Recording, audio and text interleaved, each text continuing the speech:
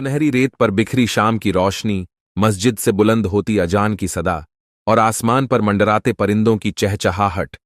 रमजान का मुकद्दस महीना चल रहा था और इस महीने की बरकतें हर किसी के घर में महसूस की जा रही थीं।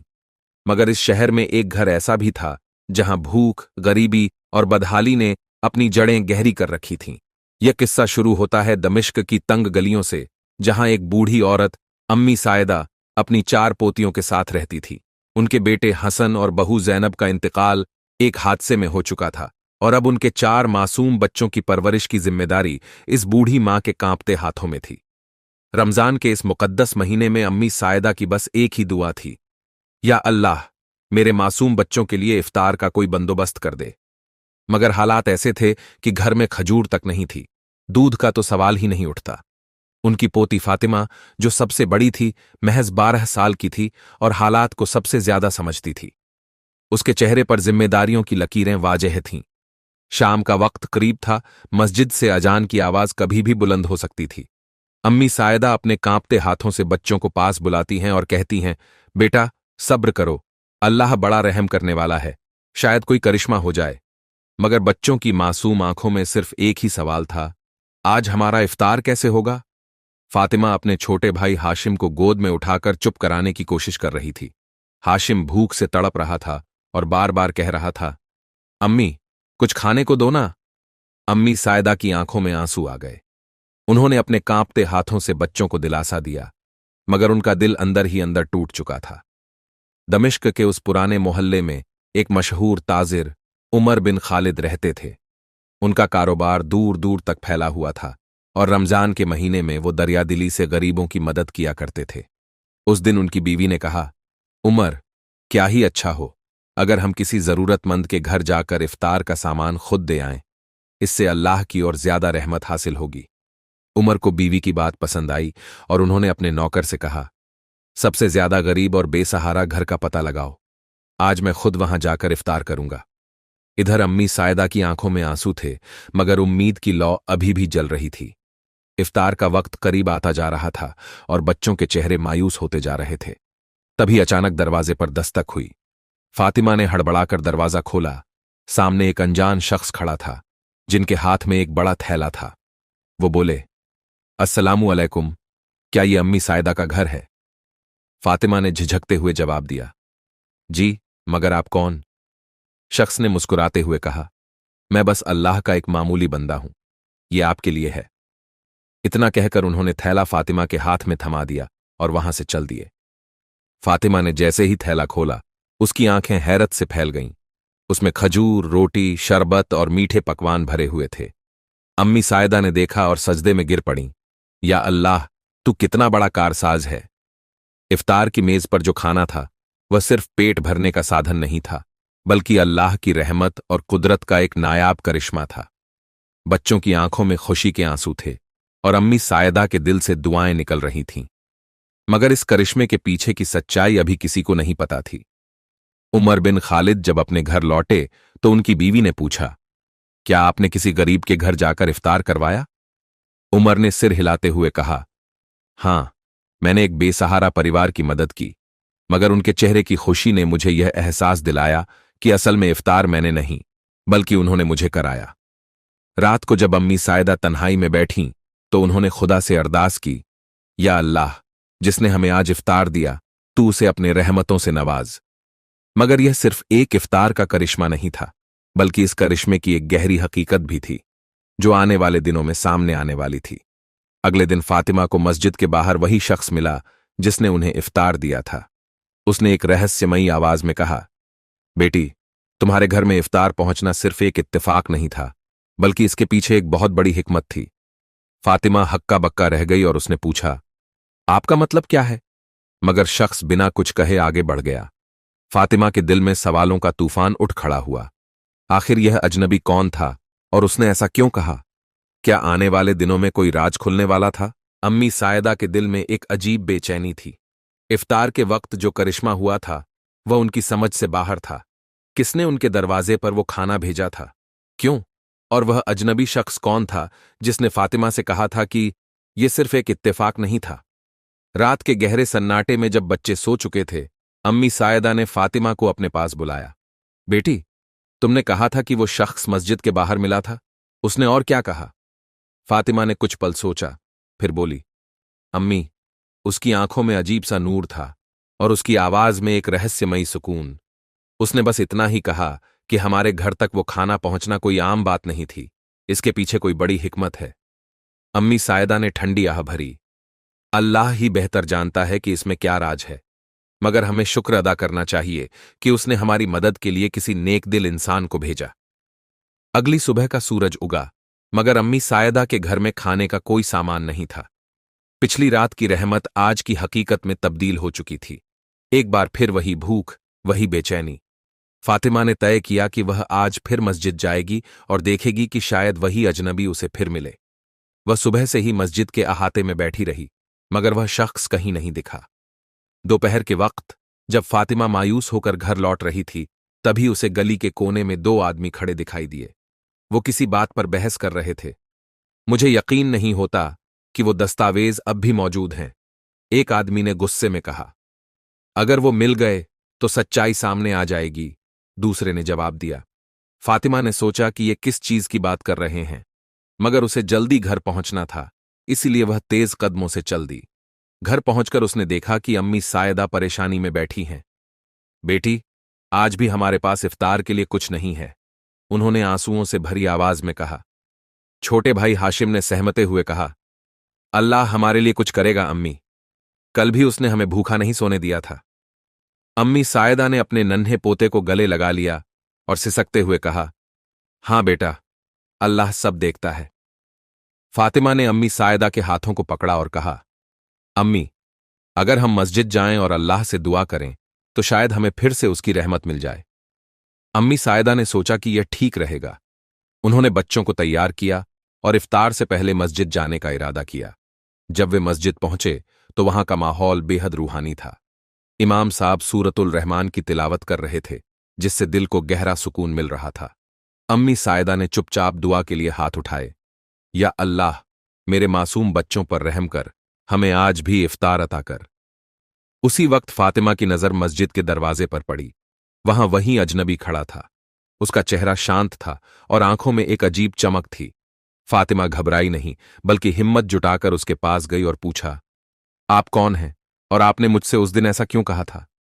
शख्स ने मुस्कुराकर जवाब दिया, बेटी, अभी वक्त नहीं आया कि तुम सब कुछ जान सको, मगर इतना याद रखना कि अल्लाह कभी किसी को बेवजह नहीं आजमाता। और वह थोड़ा रुका, फिर बोला, आज तुम्हारे घर में फिर से इफ्तार पहुंचेगा। इतना कहकर वह अचानक भीड़ में गायब हो गया। फातिमा सकते में थी। घर लौटने के थोड़ी देर बाद इफ्तार का वक्त नजदीक आया और अम्मी सायदा की आंखों में एक बार फिर चिंता की लकीरें थीं। क्या आज फिर से कोई करिश्मा होगा? तभी दरवाजे पर दस्तक हुई। फातिमा ने जल्दी से दरवाजा खोला और वहां एक टोकरी रखी हुई थी। टोकरी में खजूर, रोटी, शरबत और ताजा फल रखे थे। अम्मी सायदा ने टोकरी को उठाकर देखा। उनकी आंखों से आंसू छलक पड़े। या अल्लाह, तेरा लाख लाख शुक्र। बच्चों ने खुशी से इफ्तार किया, मगर फातिमा के दिमाग में सवाल अब भी बाकी था। वह अजनबी कौन था और क्यों वो हमारी मदद कर रहा था? उस रात जब सब सो चुके थे, फातिमा अपने छोटे भाई बहनों के साथ लेटी हुई थी। अचानक उसे कुछ खटपट की आवाज सुनाई दी। उसने खिड़की से झांका तो देखा कि वही दो आदमी जो उसने दोपहर में देखे थे, उनके घर के पास किसी चीज को ढूंढ रहे थे। एक ने धीरे से कहा, अगर हमें ये दस्तावेज मिल गए तो हमें वो दौलत भी वापस मिल जाएगी। फातिमा को कुछ समझ नहीं आया, मगर उसका दिल तेज धड़कने लगा। आखिर ये लोग कौन थे और उनके घर के पास क्या ढूंढ रहे थे? क्या अम्मी सायदा के अतीत से जुड़ा कोई बड़ा राज खुलने वाला था? अम्मी सायदा और उनके मासूम पोते पोतियां सो चुके थे, मगर फातिमा की आंखों में नींद नहीं थी। वह खिड़की से उन दो रहस्यमयी आदमियों को देख रही थी जो उनके घर के पास कुछ ढूंढ रहे थे। अगर हमें ये दस्तावेज मिल गए तो हमारी दौलत हमें वापस मिल जाएगी। ये शब्द फातिमा के कानों में गूंज रहे थे। उसने अपनी सांसें रोकीं और ध्यान से उनकी बातें सुनने की कोशिश करने लगी। वो औरत, सायदा, शायद अब भी नहीं जानती कि उसके शौहर के पास वो दस्तावेज थे। अगर हमें ये कागज मिल गए तो हम सब कुछ वापस ले सकते हैं। फातिमा का दिल जोर जोर से धड़कने लगा। उसके वालिद हसन के इंतकाल को कई साल हो चुके थे, मगर ये लोग उनके बारे में बातें क्यों कर रहे थे? कौन सा दस्तावेज? कौन सी दौलत? कुछ ही देर में वे दोनों आदमी अंधेरे में गायब हो गए। फातिमा की आंखों में सवाल ही सवाल थे। सुबह की पहली अजान के साथ फातिमा जागी। उसने तय कर लिया था कि वो अम्मी सायदा से इस बारे में पूछेगी। जब सबने सुबह का नाश्ता किया तो फातिमा ने हिम्मत जुटाई और अम्मी सायदा के पास बैठकर बोली, अम्मी, क्या अब्बू के पास कोई दस्तावेज थे जिनकी वजह से कोई लोग आज भी हमारी तलाश कर रहे हैं? अम्मी सायदा का चेहरा अचानक सख्त हो गया। उनकी आंखों में एक अजीब सा दर्द झलकने लगा। उन्होंने एक ठंडी सांस ली और कहा, बेटी, ये बहुत पुरानी बात है। मैं नहीं चाहती कि तुम्हें इन चीजों में उलझना पड़े। मगर फातिमा जानती थी कि इसमें कुछ न कुछ राज जरूर छुपा है। उसने धीरे से अम्मी सायदा का हाथ पकड़ा और बोली, अम्मी प्लीज मुझे सच बताइए। अम्मी सायदा कुछ देर चुप रहीं, फिर उन्होंने कहना शुरू किया, तुम्हारे वालिद हसन कभी बहुत बड़े ताजिर हुआ करते थे। उनका कारोबार पूरे दमिश्क और बगदाद तक फैला हुआ था। मगर उनके एक साझेदार जियाद बिन अकरम ने उनके साथ गद्दारी की। उन्होंने हमारे खानदान की जायदाद पर नाजायज कब्जा कर लिया। तुम्हारे वालिद ने इन जालिमों के खिलाफ आवाज उठाई, मगर फिर वो हादसा हुआ जिसमें तुम्हारे मां बाप का इंतकाल हो गया। फातिमा की आंखों में आंसू आ गए। तो क्या अब भी हमारी जायदाद हमारे नाम पर है? अम्मी सायदा ने दुखी होकर सिर हिलाया। अगर वो दस्तावेज मिल जाए तो शायद हमें इंसाफ मिल सकता है, मगर मुझे नहीं पता कि वो कहां है। फातिमा के जहन में अब एक ही सवाल था, क्या वही अजनबी जिसने उन्हें इफ्तार भेजा था इन सब चीजों के बारे में जानता था? शाम होने को आई थी और अम्मी सायदा के घर में एक बार फिर खाने के लिए कुछ भी नहीं था। बच्चे भूख से बेहाल थे, मगर फिर भी उन्होंने सब्र किया। फातिमा ने सोचा कि अगर अल्लाह ने पहले भी उनकी मदद की थी तो इस बार भी कोई करिश्मा होगा। और वाकई इफ्तार के वक्त वही अजनबी फिर से दरवाजे पर मौजूद था। फातिमा ने उसकी तरफ देखा और बिना कुछ कहे उसका दिया हुआ थैला ले लिया। इस बार उसके मन में कोई डर नहीं था, बल्कि सवाल थे। आप कौन हैं? उसने अजनबी से पूछा। उसने एक हल्की मुस्कान दी और कहा, मैं सिर्फ एक फरिश्ता हूं जिसे अल्लाह ने तुम्हारी मदद के लिए भेजा है। मगर इस बार जब फातिमा ने थैले को खोला तो उसमें खाने के साथ एक पुराना लिफाफा भी रखा हुआ था। उसने कांपते हाथों से लिफाफा खोला और उसके अंदर एक दस्तावेज था, वही दस्तावेज जिसकी तलाश उन आदमियों को थी। फातिमा के पैरों तले जमीन खिसक गई। क्या यह वही सबूत था जिससे उनके वालिद की बेगुनाही साबित हो सकती थी? रात के गहरे अंधेरे में वही दो आदमी फिर उनके घर के आसपास मंडरा रहे थे। हमें यकीन है कि दस्तावेज इसी घर में है। अगर हमें वो नहीं मिले तो हमारी साजिश बेकार हो जाएगी, उनमें से एक ने कहा। फातिमा को एहसास हुआ कि अब वह और उसका परिवार खतरे में थे, मगर उसके पास अब एक ताकत थी, वो दस्तावेज। फातिमा ने जो दस्तावेज इफ्तार के वक्त पाए थे वो अब तक उनकी हथेलियों में जकड़े हुए थे। क्या ये वही दस्तावेज हैं जिनकी तलाश उन लोगों को थी? फातिमा ने अम्मी सायदा से पूछा। अम्मी सायदा ने कांपते हाथों से कागजात लिए और धीरे धीरे पढ़ने लगीं। अचानक उनकी आंखें फैल गईं और होठों से एक हल्की चीख निकल गई। या अल्लाह, यह तो हमारे घर और जायदाद के असली दस्तावेज हैं, उन्होंने कहा। तुम्हारे वालिद ने इन्हें बहुत संभाल कर रखा होगा, मगर हमें कभी नहीं बताया कि ये कहां थे। फातिमा के दिल में कई सवाल उठे।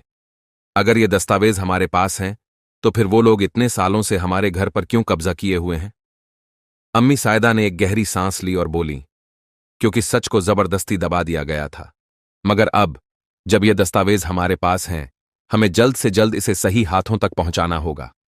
सुबह का सूरज उगा, मगर यह सुबह आम सुबहों की तरह नहीं थी। फातिमा और अम्मी सायदा ने तय किया कि वे शहर के सबसे बड़े वकील अब्दुल कादिर साहब से मिलेंगी। मगर जैसे ही फातिमा घर से निकलने लगी, उसे वही अजनबी मस्जिद के पास खड़ा दिखाई दिया। वो तेजी से उसकी तरफ बढ़ी और पूछा, आप हमें हर बार इफ्तार भेजते हैं, हमें मदद भी करते हैं, मगर आप हैं कौन और आपको कैसे पता कि ये दस्तावेज हमारे पास आ चुके हैं? अजनबी ने हल्की मुस्कुराहट के साथ जवाब दिया, जब अल्लाह किसी की मदद करने का इरादा करता है तो वह अपने नेक बंदों को उस राह पर लगा देता है। फातिमा ने और सवाल करने चाहे, मगर इससे पहले कि वो कुछ और बोल पाती, वह शख्स भीड़ में गायब हो चुका था। शाम को अम्मी सायदा और फातिमा दस्तावेज लेकर वकील अब्दुल कादिर साहब के पास पहुंची। उन्होंने कागजात की जांच की और फिर एक लंबी चुप्पी के बाद बोले, यह दस्तावेज 100% असली हैं। अगर हम इन्हें अदालत में पेश कर दें तो तुम्हारे वालिद की सारी संपत्ति और घर तुम्हें वापस मिल सकता है। अम्मी सायदा की आंखों में आंसू आ गए। क्या यह सच हो सकता है? इतने सालों की जिल्लत और तकलीफ के बाद क्या हमें इंसाफ मिलेगा? अगर अल्लाह ने चाहा तो हां, वकील साहब ने जवाब दिया, मगर हमें जल्दी करनी होगी। ज़ियाद बिन अकरम को इस बारे में पता चलने से पहले हमें अदालत में यह कागज जमा कराने होंगे। मगर शायद बहुत देर हो चुकी थी। उसी रात ज़ियाद बिन अकरम के आदमियों ने अम्मी सायदा के घर पर धावा बोल दिया। रात के अंधेरे में अचानक जोर जोर से दरवाजा पीटने की आवाज आने लगी। दरवाजा खोलो, हमें पता चल गया है कि दस्तावेज तुम्हारे पास हैं। बाहर से एक कठोर आवाज आई। अम्मी सायदा के चेहरे पर डर की लकीरें खींच गईं। फातिमा ने जल्दी से बच्चों को एक कोने में छुपा दिया और खुद दरवाजे के पास जाकर खड़ी हो गई। हमारे पास कुछ भी नहीं है, फातिमा ने हिम्मत जुटाकर कहा। झूठ मत बोलो, एक आदमी चीखा। अगर अभी दस्तावेज नहीं मिले तो अंजाम बहुत बुरा होगा। तभी एक करिश्मा हुआ। मस्जिद से फज्र की अजान की आवाज गूंजी और ठीक उसी वक्त दरवाजे पर दस्तक बंद हो गई। जब फातिमा ने दरवाजा खोला तो बाहर कोई नहीं था, सिर्फ वही अजनबी दूर खड़ा मुस्कुरा रहा था। कौन था वह? क्या वह सिर्फ एक इंसान था या अल्लाह की कोई खास मदद? अम्मी सायदा और फातिमा को अब इस बात का यकीन हो गया था कि दस्तावेज को सही तरीके से अदालत तक पहुंचाना ही उनका अगला कदम होना चाहिए। मगर रास्ते में और भी मुश्किलें थीं। क्या वे अपने घर और इज्जत को वापस पा सकेंगी? क्या ज़ियाद बिन अकरम की साजिश नाकाम होगी? और क्या वह रहस्यमयी अजनबी उनका रक्षक बनकर सामने आएगा? अंधेरे में डूबी सड़कों पर एक रहस्यमयी सन्नाटा पसरा था। फातिमा और उसकी अम्मी सायदा का दिल तेजी से धड़क रहा था। ज़ियाद बिन अकरम के आदमियों ने साफ कर दिया था कि वे किसी भी हद तक जा सकते हैं, लेकिन फातिमा अब हार मानने वालों में से नहीं थी। उसके हाथों में दस्तावेज थे, वो दस्तावेज जो उसके वालिद की वसीयत, उसकी असली जायदाद और उसके हक का सबूत थे। अब उसे इन्हें सही हाथों तक पहुंचाना था। सुबह की पहली किरण के साथ फातिमा और उसकी अम्मी ने दस्तावेजों को संभाला और दमिश्क की सबसे बड़ी अदालत की तरफ निकल पड़ीं। रास्ते में हर मोड़ पर उन्हें ऐसा लग रहा था जैसे कोई उनकी जासूसी कर रहा हो। अम्मी, क्या आपको भी ऐसा लग रहा है कि कोई हमें देख रहा है? फातिमा ने धीरे से पूछा। अम्मी सायदा ने सिर हिलाया। बिल्कुल, हमें बेहद सतर्क रहना होगा।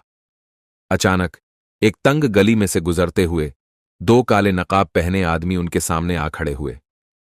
अगर जान बचानी है तो ये दस्तावेज हमें दे दो, एक आदमी ने रुखी आवाज में कहा। फातिमा ने हिम्मत दिखाई। ये हमारे हक का सबूत हैं, इन्हें तुम्हें देने का सवाल ही नहीं उठता। एक आदमी ने तेजी से फातिमा की तरफ बढ़ने की कोशिश की, मगर तभी एक तेज आवाज गूंजी। रुक जाओ। वो अजनबी फिर से सामने आ गया था। उसकी आंखों में एक अजीब सी चमक थी, जैसे कोई फरिश्ता उतर आया हो। उसके हाथ में एक तलवार चमक रही थी। वो दोनों नकाब पोश आदमी घबरा गए और तेजी से भाग निकले। कौन हो तुम? हर बार हमें बचाने आ जाते हो, फातिमा ने पूछा। अजनबी मुस्कुराया। कुछ लोग अपनी पहचान से ज्यादा अपने मकसद से पहचाने जाते हैं। अल्लाह तुम्हारी मदद कर रहा है और मैं सिर्फ उसका एक जरिया हूं। कई मुश्किलों के बाद फातिमा और अम्मी सायदा अदालत पहुंच गईं। वकील अब्दुल कादिर साहब पहले से ही वहां मौजूद थे। उन्होंने दस्तावेज अदालत में जमा कराए और कहा, अब देखते हैं कि अदालत इंसाफ के तराजू को किस तरफ झुकाती है। जज ने दस्तावेजों का गहराई से अध्ययन किया और फिर गहरी नजर से फातिमा को देखा। इन दस्तावेजों के आधार पर यह साबित होता है कि यह जायदाद और घर असल में तुम्हारे वालिद की मिल्कियत थी। फातिमा की आंखों में उम्मीद की किरण जाग उठी, मगर तभी अदालत का दरवाजा जोर से खुला और ज़ियाद बिन अकरम अंदर दाखिल हुआ। यह झूठ है, उसने गरजते हुए कहा। ये दस्तावेज जाली हैं। अदालत में सन्नाटा छा गया। जज ने कहा, अगर तुम्हारे पास कोई सबूत है तो पेश करो। ज़ियाद बिन अकरम के चेहरे पर घबराहट के लक्षण साफ दिख रहे थे। उसने इधर उधर देखा, मगर कुछ कह नहीं पाया। अगर ये दस्तावेज जाली होते तो तुम्हें घबराहट क्यों होती, ज़ियाद? अम्मी सायदा ने कहा, तुम्हें पता है कि हमने कितने साल गरीबी में बिताए हैं, तुम्हारे जुल्म को सहा है, मगर अल्लाह की मदद हमेशा हक वालों के साथ होती है। तभी अजनबी फिर से अदालत में दाखिल हुआ।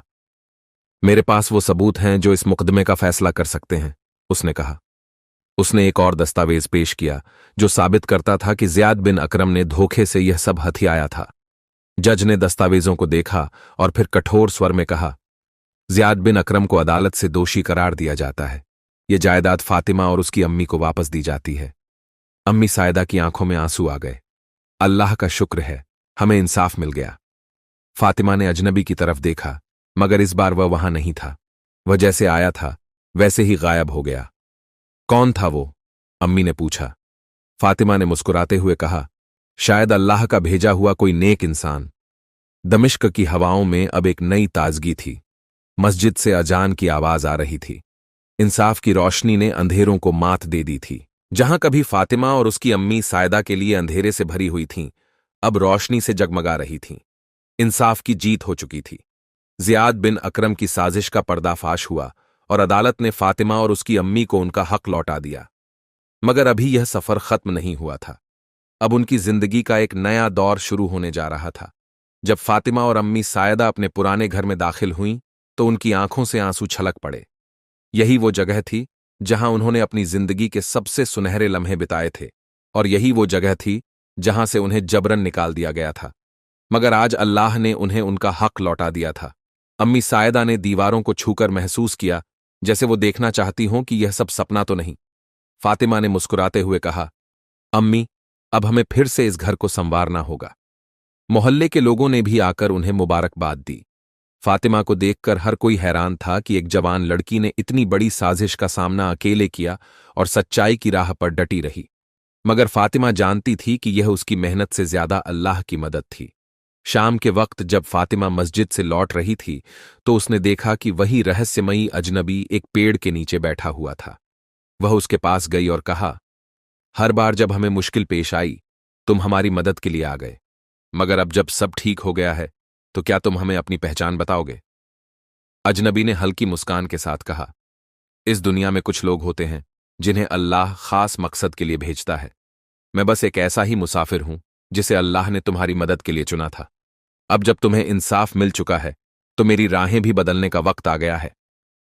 मगर कम से कम तुम्हारा नाम तो बता दो, फातिमा ने कहा। अजनबी ने सिर झुका लिया, फिर धीमे स्वर में बोला, मेरा नाम नूर है। इतना कहकर वह धीरे धीरे भीड़ में गुम हो गया। फातिमा उसे तब तक देखती रही जब तक वो पूरी तरह ओझल नहीं हो गया। फातिमा और अम्मी सायदा ने अगले रमजान में पूरे मोहल्ले को इफ्तार की दावत दी। यह उनका शुक्राना था कि अल्लाह ने उनकी मदद की और उन्हें उनका हक दिलवाया। उस इफ्तार में हर कोई मौजूद था, मोहल्ले वाले, उनके पुराने दोस्त और वो लोग भी जिन्होंने कभी उनकी मदद नहीं की थी। मगर एक इंसान गायब था, नूर। फातिमा ने मस्जिद के इमाम साहब से पूछा, क्या आप नूर को जानते हैं? वह हमेशा हमारी मदद करता था, मगर अब कहीं दिखाई नहीं दे रहा। इमाम साहब ने हल्की मुस्कान के साथ जवाब दिया, बेटी, दुनिया में कुछ लोग अल्लाह के ऐसे नेक बंदे होते हैं जिनका मकसद बस दूसरों की मदद करना होता है। शायद नूर भी उन्हीं में से एक था। हमें उस पर सवाल नहीं करना चाहिए, बल्कि अल्लाह का शुक्र अदा करना चाहिए कि उसने तुम्हें ऐसे नेक इंसान की मदद दी। इस कहानी से मिलने वाली सीख, पेन, सच्चाई की राह कभी आसान नहीं होती, मगर उस पर चलने वालों की मदद अल्लाह जरूर करता है। 2. ईमान और सब्र ही असली ताकत होती है। जो शख्स अल्लाह पर भरोसा रखता है, उसके लिए मुश्किलें आसान हो जाती हैं। 3. हर बुरी स्थिति के बाद एक बेहतर दौर आता है, बस हमें अपने इरादों को मजबूत रखना चाहिए। 4. अच्छे और नेक लोग हर दौर में होते हैं। वे पहचान के मोहताज नहीं होते, बस अपने कर्मों से याद रखे जाते हैं। 5वां, इंसाफ देर से सही मगर जरूर मिलता है, बशर्ते हम उस पर डटे रहें और हार न मानें। इस रमजान जब भी हम इफ्तार के लिए हाथ उठाएं, तो यह याद रखें कि कभी कभी अल्लाह हमारी मदद ऐसे जरिए से करता है जिसकी हम उम्मीद भी नहीं करते। फातिमा की कहानी हमें यह सिखाती है कि अगर हमारा इरादा नेक हो, तो अल्लाह के करिश्मे हमारे साथ होते हैं।